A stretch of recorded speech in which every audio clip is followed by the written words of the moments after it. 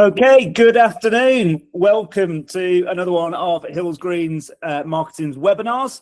For those of you who don't know me, I'm Andy. I'm CEO here at Hillsgreen. And today, if you've not joined before, it will be a very informal webinar session. So if you've got a burning question as we go, if you're not familiar with Google Meets, if you head down to the bottom right-hand corner of your screen, there is some dots down there. Click on there and you can ask a question.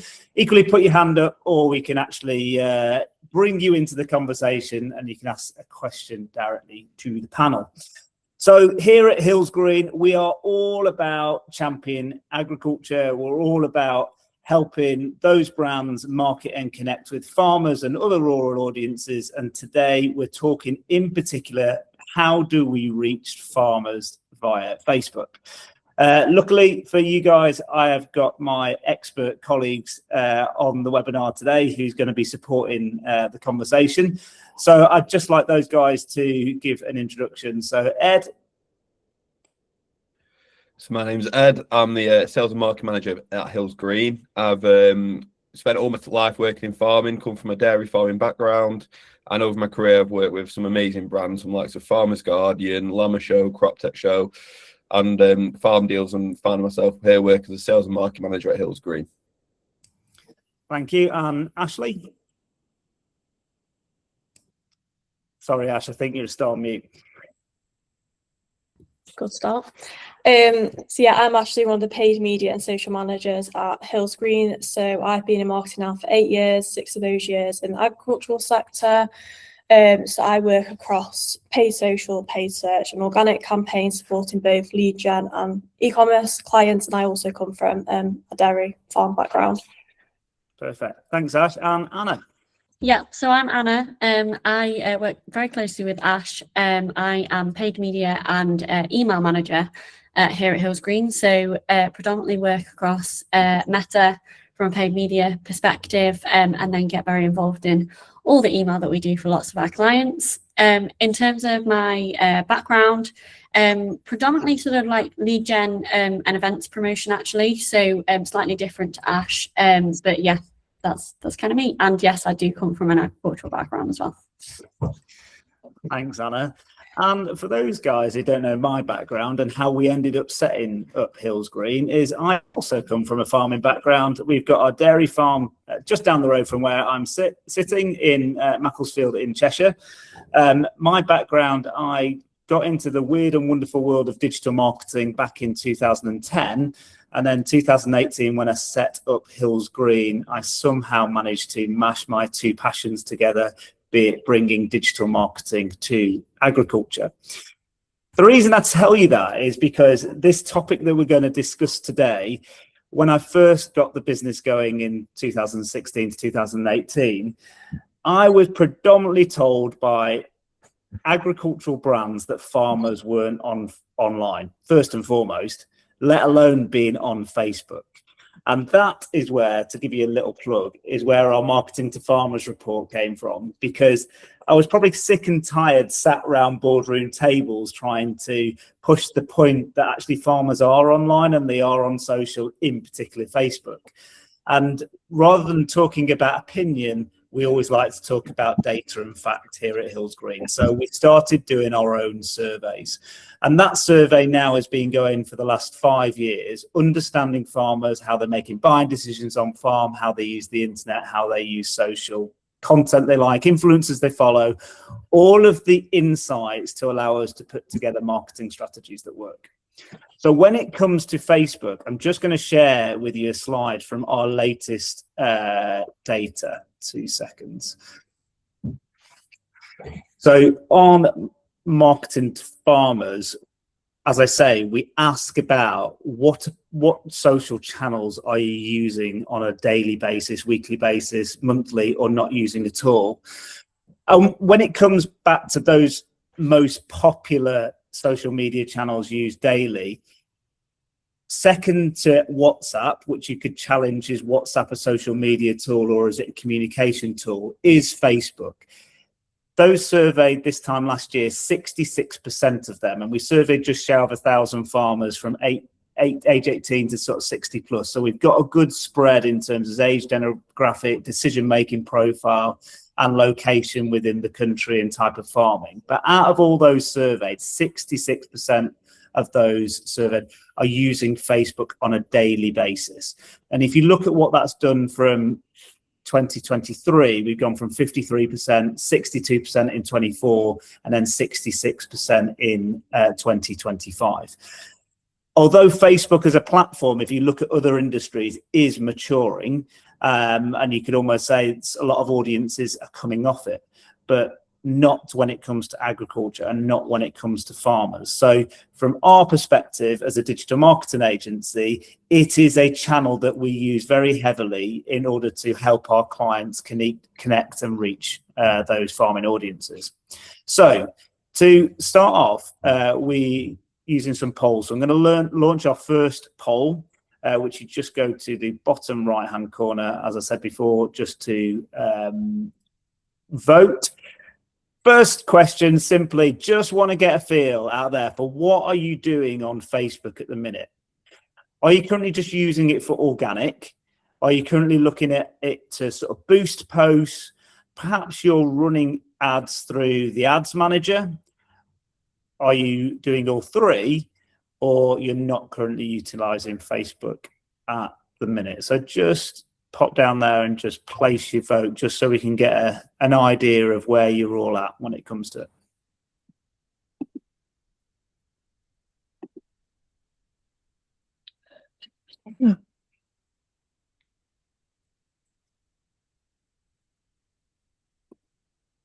Okay, so what we're seeing straight away is predominantly the majority of people out there are already all using all three. You're posting organically, you're boosting posts, and you're running some ads through Ads Manager, followed by 8 votes there just utilizing organic posts only, and a couple of people not using Facebook at all.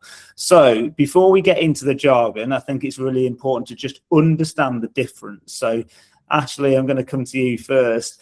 Just to explain, what is the difference between organic social, boosting posts, and actually running them through an ads manager?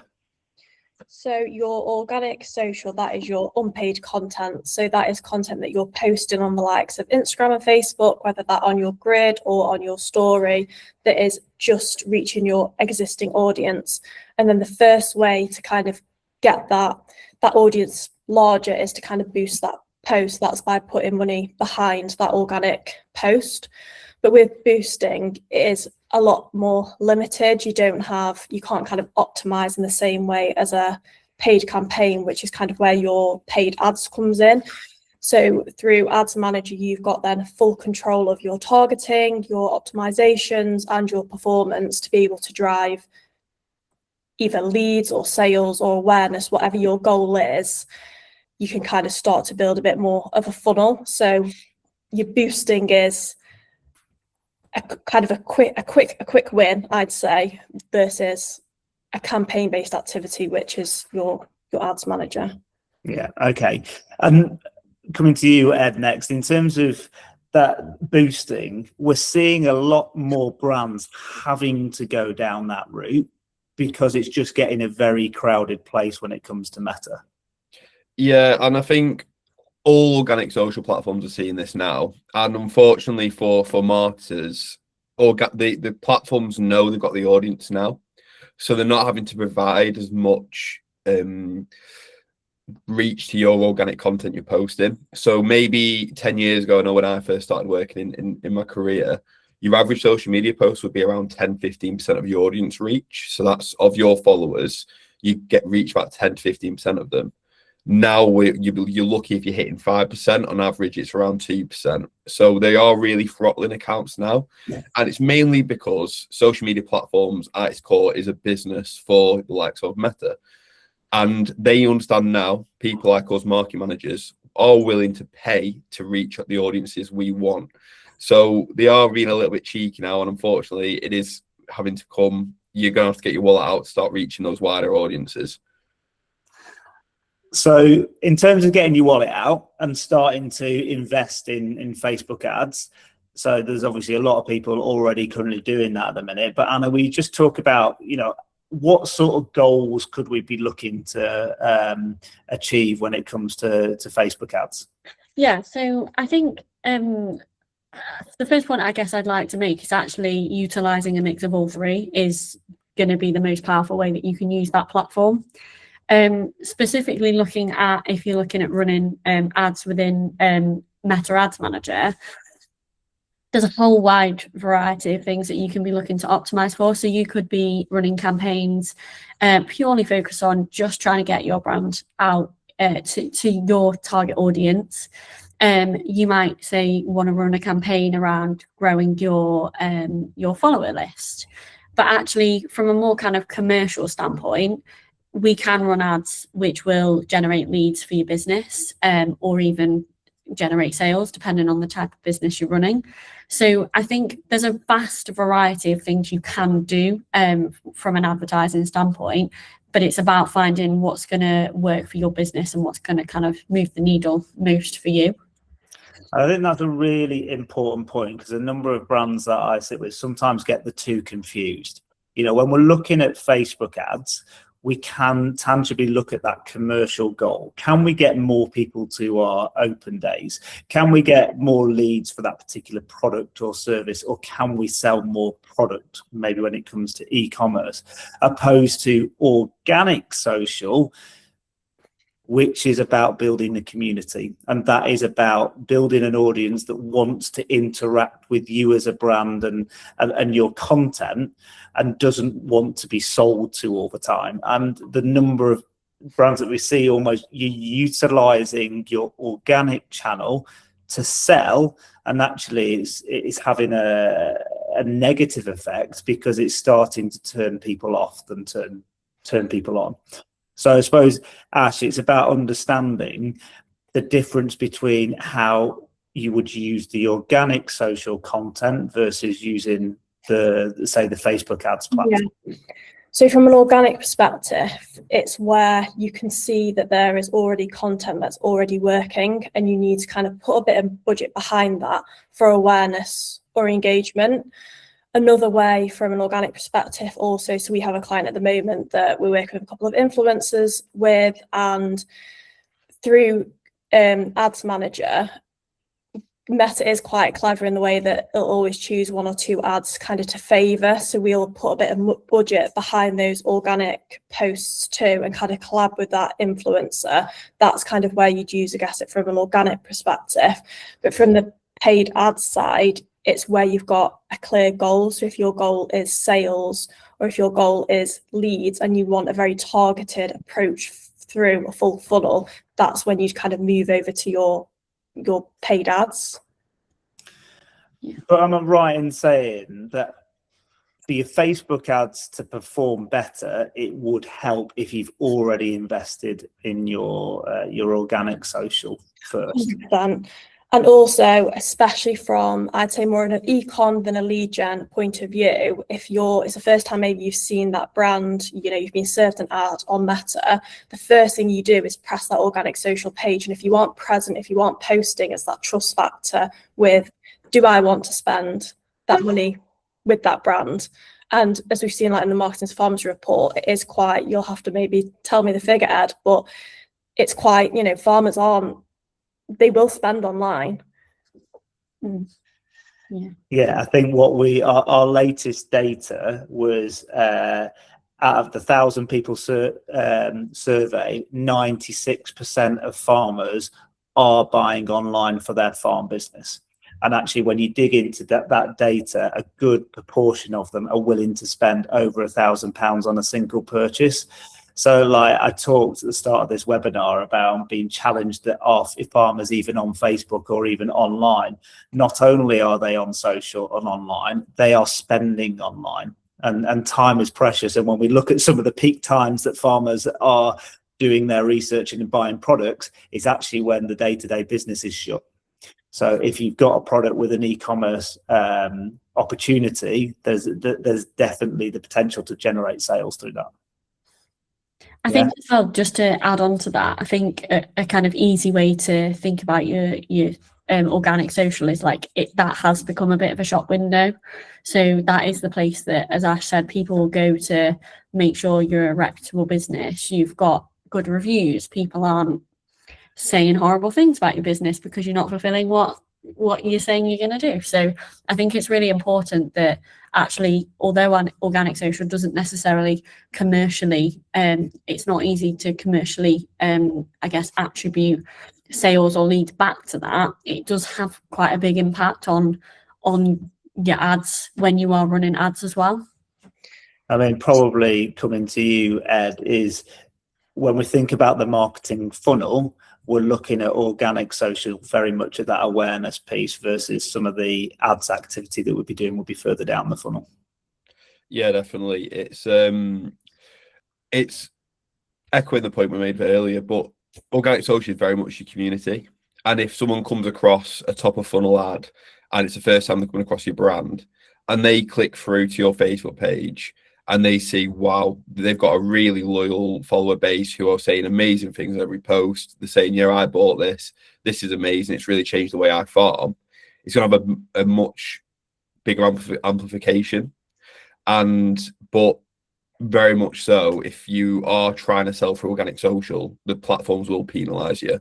And the best advice I ever got given was, it's called social media. Social means conversation. Don't just be shouting at your followers. Make sure you're trying to have a conversation with them. And you raise a valid point there, because we've seen through those algorithms that if you are pushing your traffic away from those social channels, like you say, that your content almost gets penalised and isn't seen by your community. Whereas if you're trying to keep that audience on those social media platforms, it gets rewarded, because effectively, as you said before, that is where the likes of Meta make its money. Before I just come on to audiences, I know, Eleanor, you've got a question there, which I'll pick up in the next section. But Ash, in terms of having this sort of well-oiled community that we're building on social, we've seen how that could benefit like the ads when it comes to the comments. Almost, we saw that example with an e-commerce client where they were selling waterproofs. We started to see actually the community were answering the questions for them. Yeah, which I think is really important for a brand, because a brand will always say the positives. So the example was an influencer kind of wore a pair of waterproofs and did a paid post for us. But obviously, I'd only had those waterproofs a couple of weeks. But people were kind of jumping in the comments back to people that were saying, you know, well, what happens after a year? Saying, well, I've had my waterproofs for 2 years. I've had my waterproofs for 6 months, and I can still put a jet wash on and they're still waterproof. And I think that's so much more powerful coming from individuals that are shopping from these brands than hearing it from the brand. And just want to ask this last question: if anybody's got any questions relating to the goals and actually utilising Facebook ads for lead gen or e-commerce, then just pop it in the chat and I'll ask. But I suppose the point I want to sort of really finish on when it comes to those objectives and understanding where in the funnel does Facebook ads sit is, we have clients, we're both from a lead gen and e-commerce perspective, where it is generating a tangible return. So Anna, do you want to just talk about almost the returns that you can drive via social? Yes, not quite as sort of bigger returns as, say, Google search, but they are still there to be had if it's done correctly. Yeah, and they play a really big role. So say you are running Google ads, actually the two feed into one another. So you can be running Facebook ads to drive traffic to your website, and that may then get picked up by the pixel, and actually you may then have ads on Google ads running for remarketing, as well as being able to do that on Meta. So what Meta really enables you to do is it enables you to capture people at different stages of the journey. And I think we have seen really strong returns from both a lead generation perspective and also a sales perspective. So it definitely does its job in providing that commercial return, whatever, for a huge variety of businesses. But I think it's important to when you're kind of planning your campaigns and planning what you wanted to do with paid ads, is just think about how does that kind of fit into the rest of the activity that you're running. Brilliant. Right, I'll move on to the next section. So I'm just going to launch our next poll, which is down bottom right hand corner again. So this is looking out in terms of currently, what is your biggest challenge when trying to reach farmers on Facebook? Is it knowing who to target? Is it about reaching enough of the right people? Is it writing the right message? Is it getting leads from the campaign, measuring results, or not enough budget? Maybe Eleanor, this might come into what you were asking before.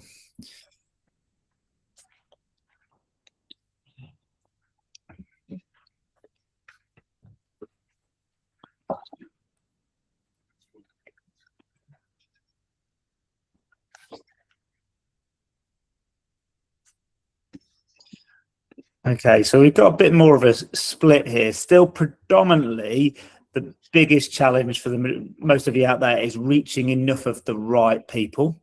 A few of you saying actually writing the message, actually getting leads from the campaign, a couple of them on measuring results, and a couple knowing who to target. So if I come to you first then, Anna, so what should we be thinking about when targeting farmers and rural audiences on Facebook? So I think the first port of call with your targeting is to really think about all the different types of people who are within your target market, because quite a lot of the time we'll say there's one defined type of farm that you like, they're our ideal customer. But what can happen with Meta is it's quite hard to define, let's say, a dairy farmer with a 300 head herd versus a dairy farmer with 50 to 60 cattle in their herd. So I think it's really important to consider who is it we're wanting to target, and then really make sure your messaging resonates with that and with that particular target market. But also, are there any other target markets that you should be exploring? I know quite a lot of the time we'll sit down with clients and they've got a really defined person in mind, and then actually once you dig into it, there's actually maybe 3 or 4 different target markets that they really want to get into. And I think that's kind of the first port of call. Before you can start setting up campaigns, you've got to get really, really clear on who it is you are wanting to target and how you're going to do it and what's going to pique their interest. Okay. And then Ed, I suppose Anna referenced it a little bit there, but understanding personas and actually who it is we're really trying to target. When we're working with clients, we're obviously referencing our marketing to farmers data and almost getting quite granular when it comes to that ideal target audience. But how important is that when we're actually setting the marketing strategy in the first place? It's probably one of your most fundamental pillars of the campaign, and that's not even when it comes to targeting. Everything comes down to what are their pain points, what problems are currently going on their operations, how do your products solve those problems, what does that actually mean to the farmer, what are their motivations to purchase. And the more that, and I'd always recommend to try and do maybe 4 or 5 of these. Don't just think of one persona, think of a few different ones.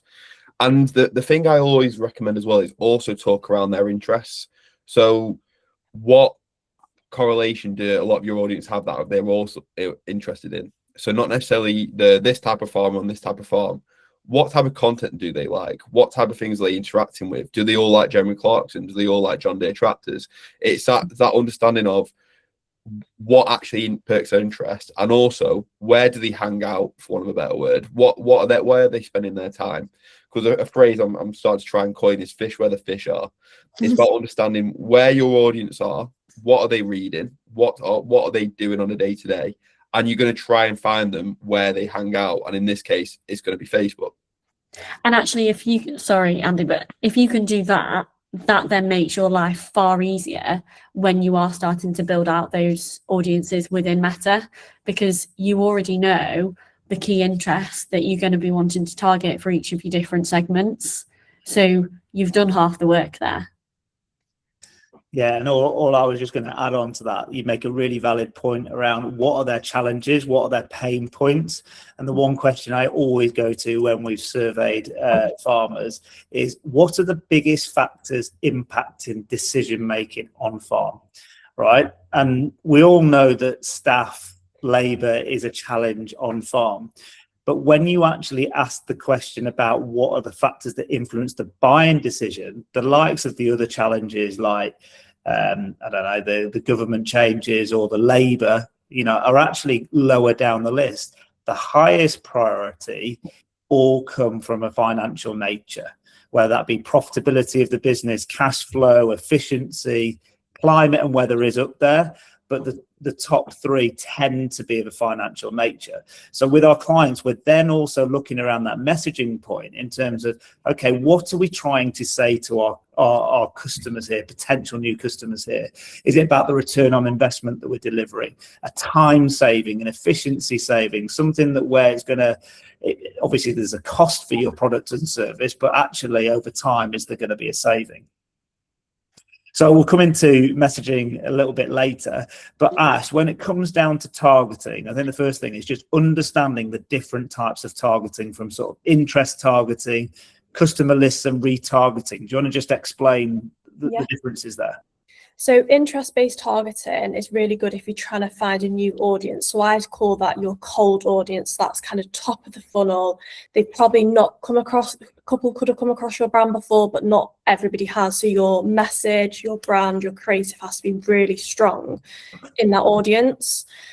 A custom audience is your database of people. So that's a really hot audience. That's people who already know your brand, that are ready to maybe become a lead or ready to convert. And with that audience, you can create something called a lookalike audience to find more people that kind of tick all those boxes, a bit like Ed was talking about before, all those things, whether it's like you like John Deere or Jeremy Clarkson, it's people maybe that look like that audience to remarket to. So a little bit colder, but hot in a way that they would be ready to convert. And then obviously you've got remarketing kind of in those two, but there's obviously loads you can kind of do with remarketing, from kind of people that have gone onto your website. You can create audiences of 30-day, someone's been on a landing page and kind of create, we want to retarget those people in the last 30 days, coming back to that organic social, people that have interacted with your brand in the last 60 days, 90 days, there's kind of audiences that you can create there, and they would sit more bottom of the funnel. They're hot, they're ready to become a lead, they're ready to convert. So your audience are kind of structured in a way that you'd never pile everybody together, because you're trying to hit one message and one creative then to too many people. You've got to really think about, okay, top of the funnel, is it awareness? Is it education? What is my goal there? All the way to bottom of the funnel. Do I want to sell a product? Do I want to generate a lead? Do I want to get someone coming on my demo day? And then that creative and message there at that bottom of that remarketing looks very different down the journey. Brilliant. And probably a good point now to bring in Eleanor's question, in particular around sort of like interest-based targeting. So how do we mitigate the changes that Meta have made to sort of the advertising audience filters? Who's taking my question? Sorry. Do you want me to say what? Either or, whoever would like to go. So what we've kind of found is, obviously Meta's kind of thrown out a lot of interest-based targeting. It's kind of started to group things together. So you used to be able to get, I wouldn't say too niche in agriculture, but you could kind of find those pig farms or those poultry, and you could go a little bit niche, as now they have started to kind of lump things together, which definitely makes interest-based targeting harder, kind of top of the funnel. So that's then when you would look at those custom audiences and how you could repurpose some content still top, and then those lookalikes more further down, and those remarketing to kind of build that funnel out, if that makes sense. I don't know if you guys have got anything else to add. Yeah, so just to add on to that from kind of my perspective, I think the way data privacy and all of that sort of thing is going is making first party data incredibly valuable. So actually, like, the interests absolutely have their place, but they are, as I said, they are more broad than they used to be. So it's how you can utilize how you can utilize first party data, so customer lists, for example, or even to the point of, have you got people that are engaging with your content? So it might be then engaging with your organic social that you can create audiences off the back of. So I think it's just about not relying on interest-based audiences.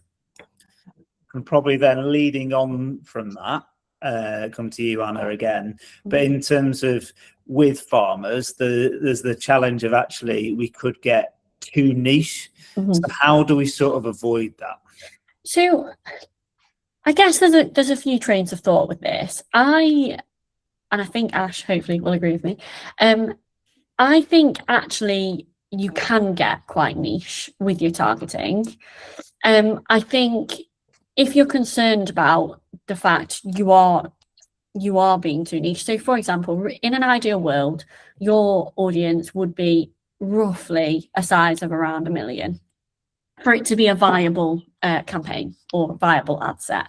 So if you have got concerns about the fact your audience is too small, and if you can see that when you're setting the ad set up, it's flagging that this audience is too small, then that's where you have to get really clever with your messaging. But actually, from experience with running campaigns where we have got quite niche, actually they do tend to work better for agriculture against campaigns that are a lot broader. So I think it's about testing it and seeing what works for you and your business. And it massively depends on the product that you're selling as to kind of the success of whether niche is going to work or whether you have got to be a little bit more broad.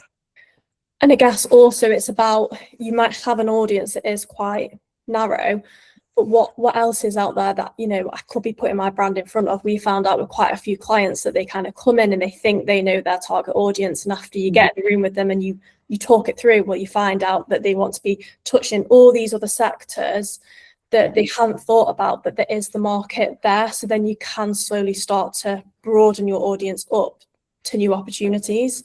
Like Anna said, though, your messaging, your creative then really starts to change. And ultimately, that's how you then scale. Because if you have got a really genuinely niche audience, that's great, but actually that doesn't necessarily provide you with the greatest start to scale. So you have to look at other areas, and it's exactly the same with Meta as it would be if you're thinking of it from your sort of wider business objectives.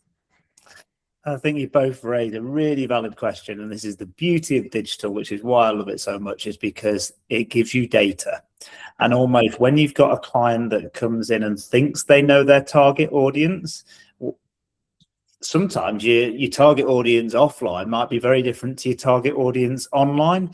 But what you can do with online and everything that we can do in terms of looking at those audiences, particularly on social, and follow that journey through to the website. Are they filling in the form? Are they on there for a long time? Are they buying product? And then we can start to go back and say, actually, this is sort of a good core audience here that is engaging with your content and generating leads for or generating sales. Probably an example, Ash, that might be worth just talking about is, say, like the work that we did for the Farm Business Survey, where they have a number of very niche audiences in different aspects of agriculture that we're able to reach, but we probably did it more with the content. Yeah. So we were working with kind of that horticulture, poultry and pig sectors that are very, very niche. So we did content days where we went on farm to get that content kind of top of the funnel video content with farmers that have taken part in the survey, that could share that experience, that could make farmers know, you know what, I'm only giving up a couple of hours of my time and it is helping the next generation of farmers if I take part in that survey. And what you can do with that as well is those people that have watched those videos, you can then remarket to the bottom of the funnel to become a lead. And from an email perspective, Anna was running that. You're kind of picking those people up again, so they're kind of seeing the video. They're then having an emailer, maybe a testimonial from one of the influencers, then another static. And we were kind of a lucky place that we had really, really healthy custom audiences that were able to be turned into lookalikes to find sectors that are a challenge on social media to be able to find.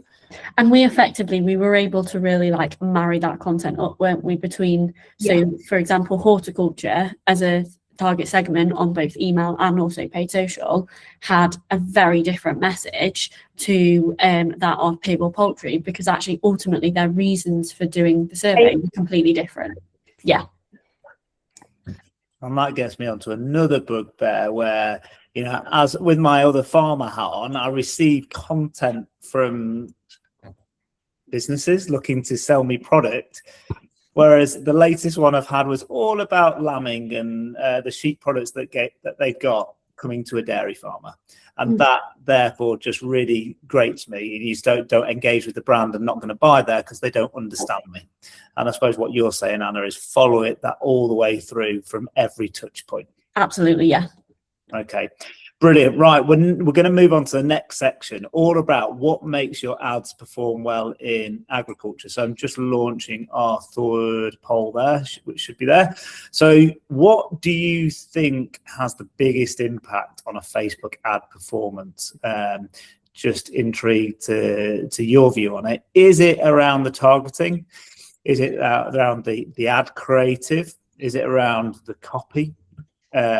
Is it around an offer, or is it around a landing page?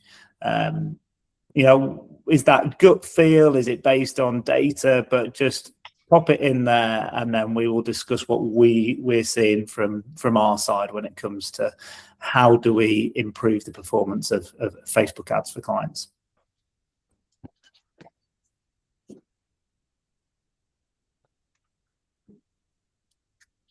Okay. So at the minute, as the results are coming in, we are fairly split in terms of those guys thinking it's down to the targeting. Oh, another one come in for creative. So creative just pipping the post there, and then 7 people on the offer. So Anna, what do you feel makes a Facebook ad perform well when it comes to marketing farmers? So I guess arguably I'd say all of them. However, targeting and creative are, I think targeting actually maybe less so now with the way that Meta and the algorithm is going. Meta can do a lot more itself without sort of you feeding too much into it. So for me, creative is probably the most important thing for getting your ads, for making sure your ads do work. But interestingly, actually, it was interesting that landing page had 0 votes, because we could get as many people engaging with that ad as possible. But if you're wanting them to sign up to a form, let's say on your website, and the landing page is not optimized and is not performing, that's probably going to be your biggest problem. So actually, I would say creative and that onward journey would be the 2 like major points I would kind of like hone in on and really want to make sure we got those bits nailed, because ultimately they're the 2 things that are going to drive commercial success and reduce the blockers, I guess. So just picking up on that, I think it's probably worth just explaining, because there's a number of brands will almost either might not have a landing page or like can't get it changed so it looks decent and will convert. Probably just talking about the other option of on platform.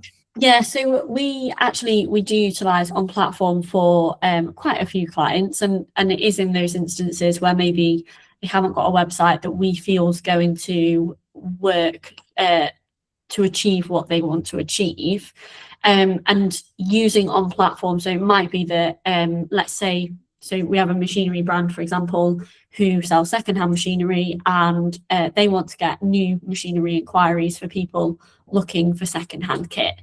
So for those guys, their website isn't as optimized as it could be for lead generation. So what we do there is we will run on platform lead gen forms. So people will input their information if they want to get a call back. Effectively, they're then passing on data to you so that you can then get in contact with them, but they haven't had to leave the platform.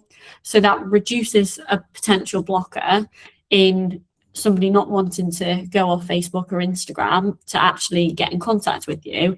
It makes it much quicker for the end user. and ultimately you're getting more data off the back of it as well.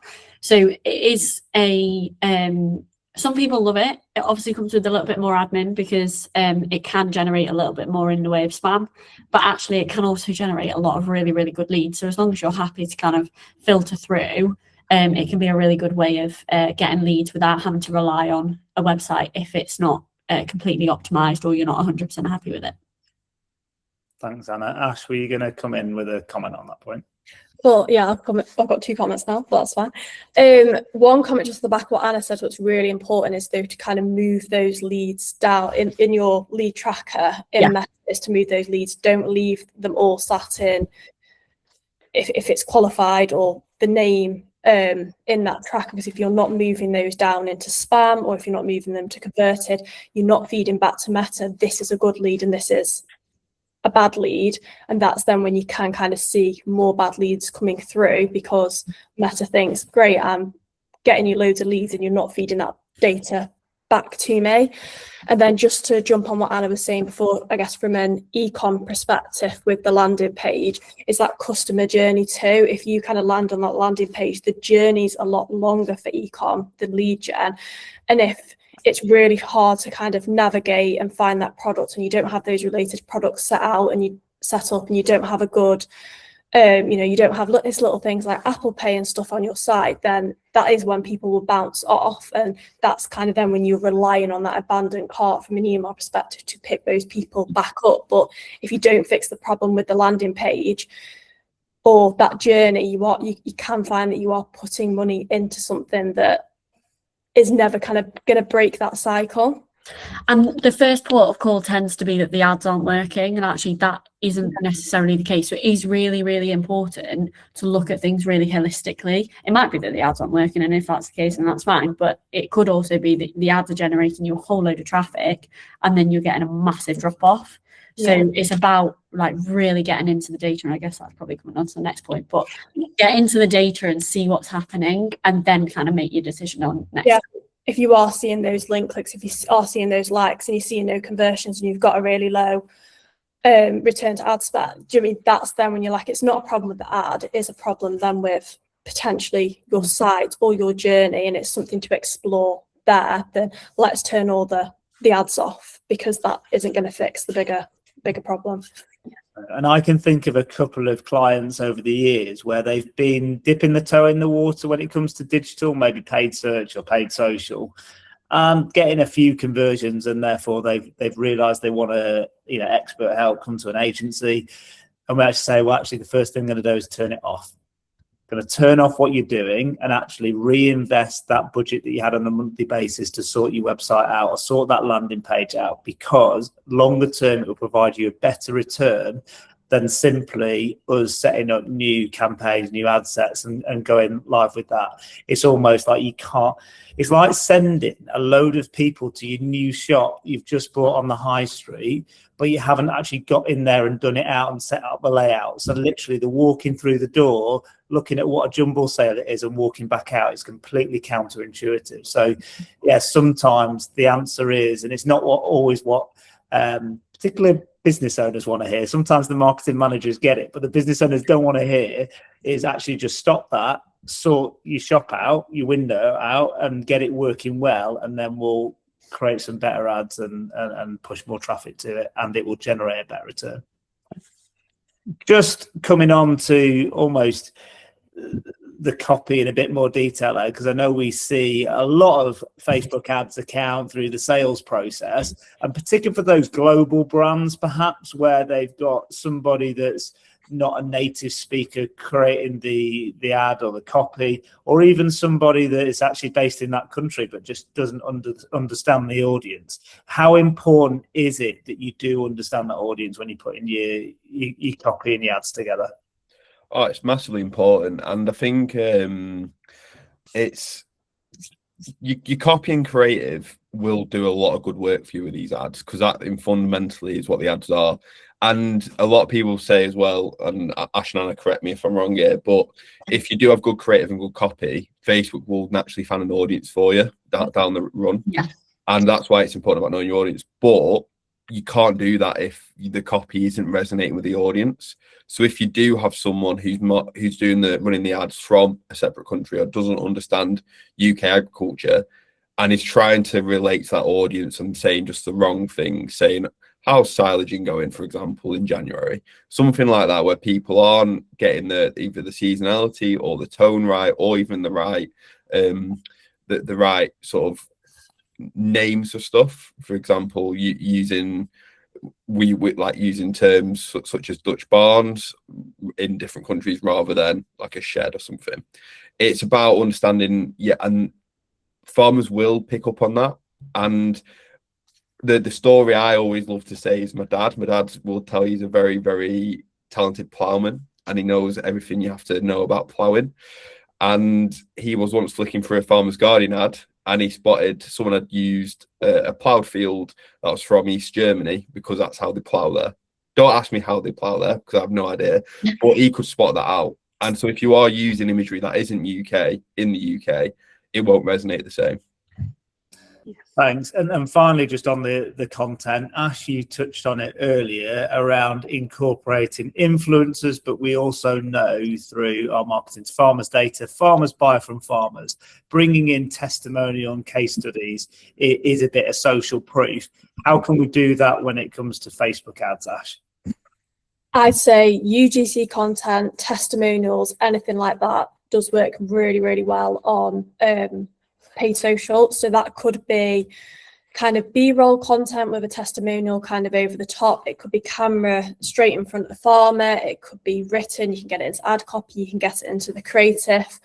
But yeah, farmers buy from farmers. It's genuine. It's not polished. We could go down the influencer route. Sometimes we go down the UGC content route, because that does tend to work really well, because sometimes it wasn't made for a paid ad, but if you put it in front of a paid audience, it resonates really well.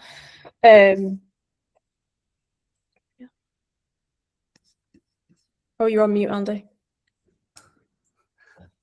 School boy error that. Right, I'm now going to move on to the final section. So I've just launched the next poll in terms of, just intrigued in terms of, what do you currently measure most from Facebook ads at the minute out there? So are you looking around reach and impressions? Is it around clicks and traffic? Is it around leads? Or is it around sales? Or actually you're not currently measuring? So just head to that poll just to submit your answer.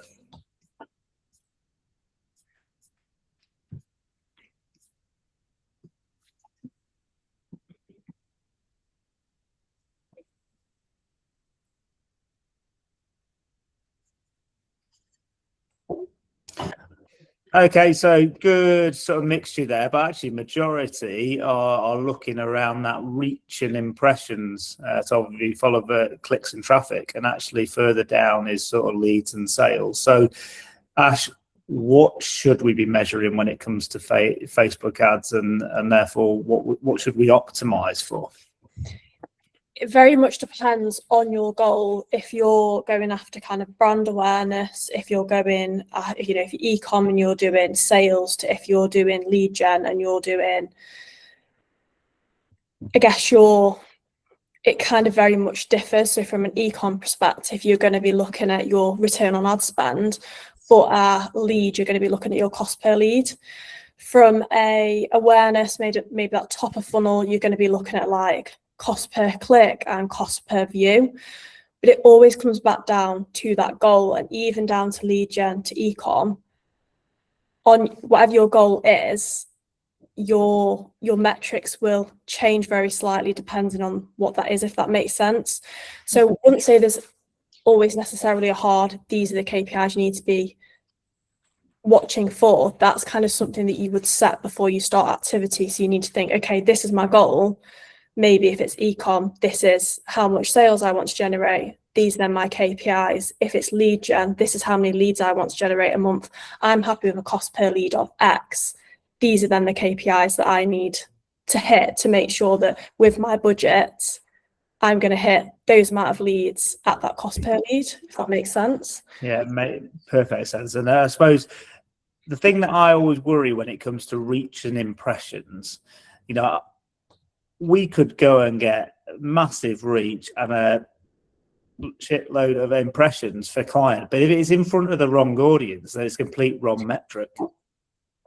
Anna, you're nodding your head. Yeah, I think as well, reach and impressions are, as you said, like they're vanity metrics to an extent. They have their place, but actually it's always well worth looking at, okay, how is this affecting the wider business? What is that money doing? Whether it's sales, leads, whatever that might be. It could even be if you're a sell via dealers. Are we actually seeing an increase in sales via dealers or an increase in sales on the website or leads? It is really important to just like take a bit of a step back and look at, okay, how am I truly affecting the business? Because otherwise it's very easy to burn quite a lot of money. And I guess, are they marketing qualified leads? Can you do anything with those leads? Because if you're getting great reach, great impression, my cost per leads are really low, but you are looking at those leads, we've kind of touched on it, but they're not good quality, or maybe they are, but maybe they're not the decision maker on the farm. Maybe it's the young farmer that continues to come through, but we need the decision maker. They're the people that will become the lead. Then it comes back to that targeting and that we can adjust and find people. And looking at like that quite holistically, I think is really important. So if you've got a sales team, say you're looking at lead generation and you've got a sales team, it's actually really important to get their buy-in, because ultimately they're the guys that are going to be picking up the phone to these leads that you've generated for them. So making sure they're really bought into feeding back on those leads is so important, because ultimately you can't optimize if you don't have that information. We've seen it time and time again where we've either ran an audit for a client or a past client or a client that's coming in, and they've said, "Wow, this channel's doing amazing. We've generated hundreds of leads." But when you actually dig a bit deeper, the leads are actually pretty poor, not really converting, or even if they are converting, the lifetime value is quite low. But they might have turned a channel off, and we'll actually look at the leads from that channel, and they might have generated 15 leads, but all of them converted. All of them are still customers and multiple purchases and coming back and repurchasing. It's like, but if you've optimized just for the leads and not gone deeper into SQLs and MQLs, you've actually not looking at, right, what's the actual true picture here? Yeah, and I think that's a real good point, because I know, Ash, we've worked on a number of clients over the years, but one in particular comes to mind is the milking parlour client, where actually we created a campaign that allowed us to improve the quality of lead. Do you want to talk about that? So milk a parlour business campaign was milk your cows your way, and it was through a quiz. So we built a landing page, and it was a 8 or 10 question quiz, and farmers really liked it because we were asking the right questions, and at the end you were getting, you're a rotary parlour or you're a herringbone parlour. So it worked really well on top of the funnel. And, an 8-10 stage quiz, you've got to be keen to complete it. It's not quick. If you are kind of that, I'm not too sure, you would then bounce off, and we're not having that as a lead then to remarket to later, bottom of funnel to then inquire. It's a very hot audience. Perfect. So I'm just conscious we've got about 5 minutes left. So anybody's got any burning questions, pop it in the chat or the Q&A. One thing we've not touched on just yet is, I suppose, the importance of testing ads and perhaps A/B testing. Anna, do you want to just talk about that? Yeah, so I think it's very easy when you're setting up a meta campaign to kind of like set it up and then be like, right, I'll just leave that for a few weeks and maybe we'll come back and have a look at it. But actually what we should be looking at is continually testing. So it might be we start out and we test 2 to 3 different ad sets, so different audiences, but actually you can get as granular as testing different creatives. So you might want to test a video versus a static, and those tests should be ongoing. We should always be looking at creating new tests, because ultimately by doing that, we will increase the efficiency of the campaigns. But it is really important when you are testing to make sure you kind of, you're doing it on, you're doing it on even ground, so on even keel. So set your video and your static up at the same time, make sure they're in the same audiences, like things like that, because otherwise it's not very easy to kind of determine actually what the data is telling you. I'd say one change at a time as well. If you kind of try and do too many things at once, you don't then know that's what works. And I think what we find a lot at Hillsgreen is what you think that's my best copy and that's my best creative. It's really interesting because sometimes that creative that everybody loves, the poorer performer, and that one that everyone's been a little bit of on the fence with, actually is your top performer, and that actually ends up resonating better with the audience. Yeah, definitely. I mean, I can think of so many examples. One example that, okay, this real creative campaign that we led, we thought this was going to bring in more leads, and actually it was just a picture of the cow that converted far better. Yeah. And on the other point, where we went a bit pushing boundaries when it came to some campaign messaging, and there was a split decision with the marketing committee for this particular brand of whether they went with something or not, we said, well, let's test it. Let's not go opinion, and luckily on that one, the that line of copy worked really well. Go on, Ash. I said have some fun with it. Yeah, definitely. And I think social is one of those things where you can just have fun. Like, you don't have to. If it doesn't work, you take it down. It's not the end of the world. So don't be afraid to push the boundaries. It's not like you've printed 30,000 brochures and it's got to work. Yeah. And I suppose last question in terms of this section, Ash, come to you.